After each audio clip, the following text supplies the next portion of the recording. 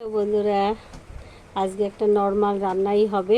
আজকে মাছ মাংস কিছুই খেতে মন করছে না, তো সয়াবিন আর ডিম দিয়ে রান্না হবে। তার প্রিপারেশান দেখো, আলু পেঁয়াজ আর এখানে আদা রসুন টমেটো জিরা ধরে সব একটা মশলা করা হয়েছে।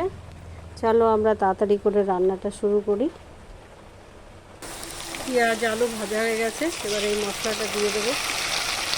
এক্সট্রা টাইম লাগবে না, আর একবারে সব মশলা টশলা কষা হয়ে যাবে, আলু গলে যাবে। লবণ হলুদ চিনি দিয়ে ভালো করে এটাকে এবার কষতে হবে। ভালো করে কষা হোক, মশলা কষা হয়ে গেছে, এবার দিয়ে দিলাম সয়াবিন। এবার ভালো করে একটু নেড়ে তারপর জল ঢেলে দেবো। রান্না কমপ্লিট। দেখো ডিম দেওয়া হয়ে গেছে, আর জোরে নেমেছে বৃষ্টি, কিচ্ছু শুনতে পাচ্ছ কিনা জানি না। আর এদিকে মাছ ভাজা চলছে। চলো টাটা বন্ধুরা, সবাই ভালো থেকো আর সবাই লাইক করো।